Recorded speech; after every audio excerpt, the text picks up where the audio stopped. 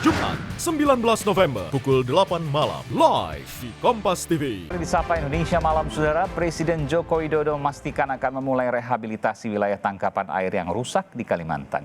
Kondisi ini disebut sebagai penyebab utama banjir yang merendam sejumlah provinsi di Kalimantan.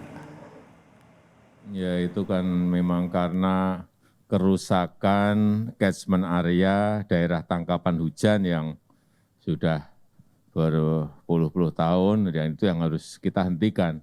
Karena memang masalah utamanya ada di situ. Hingga Kapuasnya meluber karena daerah tangkapan hujannya rusak, itu yang ingin kita perbaiki. Ya, nanti akan mulai mungkin tahun depan kita bangun nursery, persemaian, kemudian ada penghijauan kembali di daerah-daerah hulu, di daerah-daerah tangkapan hujan, di catchment area itu memang harus diperbaiki. Masih bersama Helmi Basalamah, Direktur Jenderal Dirjen Pengelolaan Daerah Aliran Sungai Rehabilitasi Hutan, Kementerian Lingkungan Hidup dan Kehutanan, lalu Kiki Taufik, Kepala Kampanye Hutan Global Greenpeace Indonesia. Saya ke Pak Dirjen, Pak Helmi. Pak Helmi, tadi disebutkan banjir berpekan-pekan di Kalimantan karena dua hal. Yang pertama deforestasi, yang kedua pemberian izin yang eksesif berlebihan. Izin HTI, hutan tanaman industri, izin sawit, kemudian izin pembukaan hutan untuk perkebunan. Komentar Anda? Baik, terima kasih Pak Kiki selamanya mendorong ke arah sana. Tapi sebenarnya Pak Kiki ya, bahwa banjir tidak disebutkan satu faktor saja Pak Kiki. Bahwa saya sudah bilang tadi bahwa faktor itu bukan menjadi alasan, tapi faktor itu yang kami sebutkan adalah akumulasi dari berbagai. Satu adalah curah hujan. Yang kedua adalah fitur alami memang lokasinya. Sebagian yang di konteksnya yang dalam curam dan sebagainya. Kemudian sebagian dalam kondisi datar yang tadi saya bilang ada backswam dan sebagainya. Itu daerah-daerah. Kemudian model daripada sungai. Model sungai di sana itu umumnya mendering. Jadi memang ada penumpukan. Tapi begini Pak, kalau menyalahkan alam tentu itu hal yang ya bisa saja karena memang tinggi. Tapi itu hal yang paling mudah. Tapi bicara begini Pak, tahun lalu kita lihat di Kalimantan Selatan banjir besar. Sekarang di Kalimantan Barat dan sebagian juga Kalimantan Tengah juga banjir berpekan-pekan. Tentu ini menjadi catatan. Kenapa kemudian selalu terjadi dan selalu terjadi, bahkan dalam waktu yang lama. Oke. Itu saya bilang tadi, panjangnya sungai itu juga mempengaruhi ya Pak ya. Kemudian yang saya maksudkan di sini bahwa kita bicara tentang itu tidak hanya pada kondisi yang artinya deforestasi saja, tapi juga ada artinya bahwa saya tidak mengatakan bahwa deforestasi yang dikatakan Pak itu meningkat, enggak. Kita juga punya data bahwa laju deforestasinya menurun. Ini data udah fix, kita punya data lengkap tentang itu. Kemudian kalau terkait dengan tadi pembukaan kawasan, saya ingin gambarkan bahwa luas kawasan hutan itu ada lebih kurang sekitar 4,5 juta daerah tangkapan air, tangkapan banjirnya kemarin ini lebih kurang 73% itu dalam tutupan kawasan. Kemudian sisanya itu adalah kegiatan-kegiatan terbuka, itu yang akan menjadi sasaran daripada RHL. Dan menurut data kami, kategori kekritisan yang ada di wilayah DAS itu lebih kurang sekitar 700.000 sampai 714.000 hektar itu kondisi kritis yang memang menjadi sasaran RHL yang memang bukan baru hari ini terjadi. Ini kan udah akumulasi dari yang lama. Sedangkan kegiatan RHL kami tiap tahun makin meningkat, apalagi tahun ini dan ke depan. Ini sudah dalam skala besar dan skala RHL itu maksudnya apa Pak? RHL? Rehabilitasi hutan dan lahan. Oke, baik. Apakah di dalam kawasan hutan? Nah, kalau kita lihat di luar kawasan hutan, tadi saya tidak ini, tapi bukan sesuatu yang menjadi alasan, tapi kalau kita lihat pada tempatnya bahwa banjir itu lebih kurang kan pada lokasi yang lebih kurang jadi APL, daerah putih. Kalau mungkin Pak Kiki tahu daerah putih. Itu lebih kurang ada sekitar 2 jutaan hektar, itu tutupannya 11,6%. Nah ini kan menjadi juga sasaran kita. Oke, rehabilitasi hutan dan lahan terus dilakukan, tapi pemberian izin apakah itu eksesif, berlebihan? Oh enggak, kalau dulu lebih banyak lagi Pak Kiki. Dulu tuh kapan Pak? Sudah dengan adanya disiplin dan sebagainya, pengaturan yang baik, itu sudah terjadi Pak. Kita laksanakan RHL, pembatasan, semua pengelolaan dalam bentuk lestari, ada alat-alat, ada tools kita untuk mengontrol dalam rangka rel, reduce impact logging dan sebagainya. Ada law enforcement. Apakah kalau dikatakan bahwa pemberian izin lahannya tidak berlebihan, ada penurunan atau peningkatan atau seperti apa, Pak? Apa indikatornya tidak berlebihan? Ya kalau kita jumlahkan, Pak Kiki tahu berapa jumlah HPA pada zaman dulu, Pak Kiki? Saya kira tahu betul. Saya tidak silakan, Pak Kiki. mengarah ke sana, Bung Kiki, tapi karena saya akan mengatakan bahwa faktor ini tidak satu faktor gitu. Bahwa kita harus menyelesaikan lahan kritis dengan intervensi baik vegetatif maupun melalui teknik sipil. Iya, meskipun tadi ada catatan juga karena pemberian izin yang berlebihan sehingga daerah tangkapan air juga berkurang jauh. Tapi pertanyaan saya tadi, apakah berlebihan itu bisa dipertanggungjawabkan? Sejauh mana berlebihan? Apa angkanya? Parameternya seperti apa? Silakan Bung Kiki. Oke, jadi gini, betul Pak Helmi bilang bahwa memang penyebab banjir itu banyak hal. Tapi kembali, saya tadi sampaikan bahwa paling besar terutama adalah karena adanya deforestasi, dan deforestasi di wilayah hulu itu cukup signifikan saat ini. Tadi saya sampaikan berdasarkan data KLHK ya.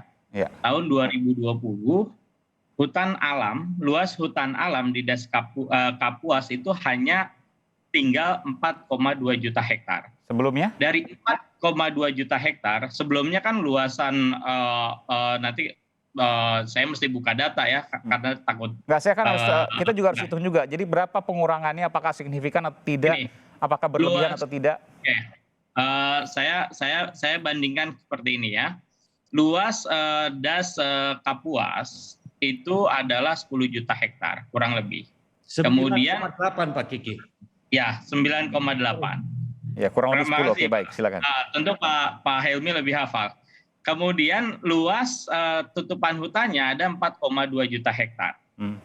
Sisa di wilayah hulu itu ada namanya Danau Starum. Itu ada kawasan konservasi.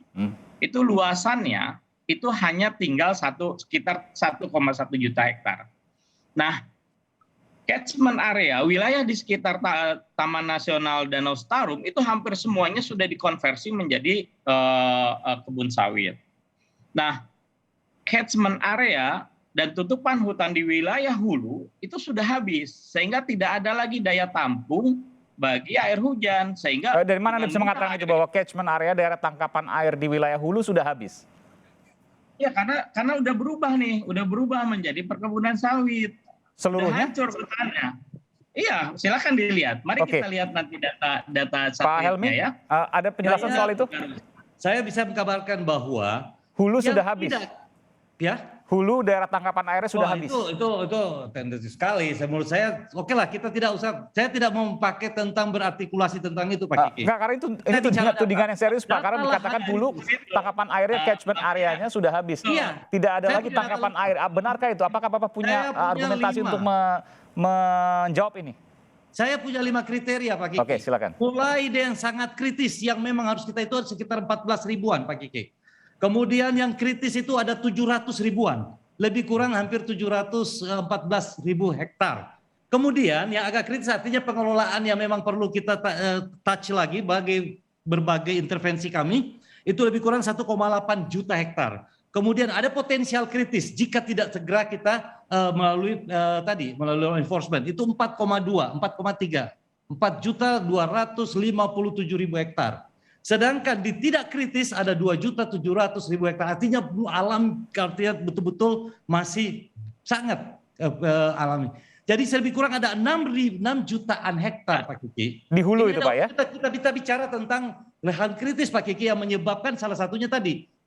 Ya, betul Pak. Jadi kalau misalnya alam itu dinyatakan bahwa masih bagus, daya tangkap airnya, tentu nggak akan ada banjir. Ini kan faktanya ada banjir. Anda yakin itu walaupun curah hujannya sangat tinggi, kalau tadi biasanya hanya bisa menerima 100 mm, sekarang hampir 3 kali lipat, 290-an mm.